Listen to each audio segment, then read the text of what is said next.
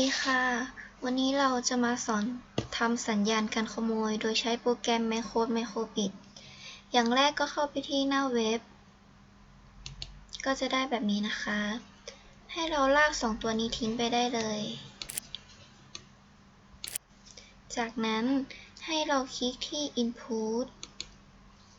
เลือก On Check จากนั้น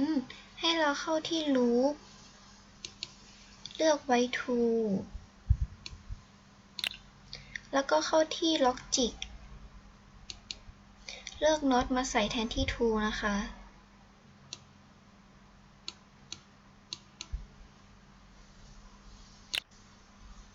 จากนั้นเข้าที่ Input เลือก Button A มาใส่ตรงช่องว่าง Not นะคะหลังจากนั้นก็เข้าที่ Loop อีกครั้งเลือก Replace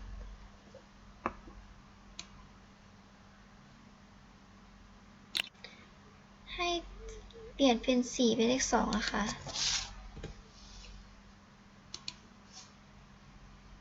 จากนั้นเข้าที่ Music เลือก Play Tone เราเลือกโน้ตได้ตามใจชอบเลยค่ะเล่นเพลงอะไรก็เอามาใส่ได้เลยนะคะ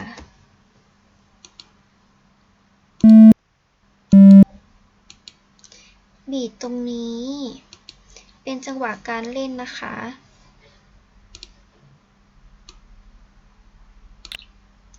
หลังจากที่เราได้เพลงที่เราเลือกเสร็จแล้วก็จะได้แบบนี้นะคะให้เราลองเขย่าดูได้เลยค่ะ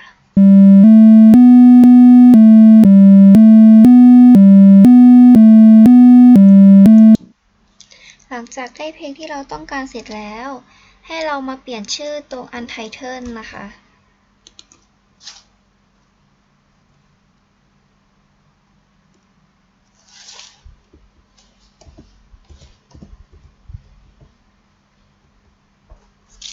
หลังจากเราเปลี่ยนชื่อเสร็จแล้ว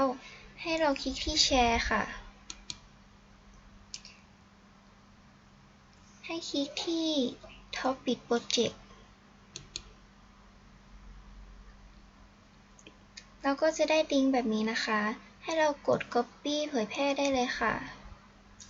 ขอจบการนำเสนอเพียงเท่านี้ค่ะขอบคุณค่ะ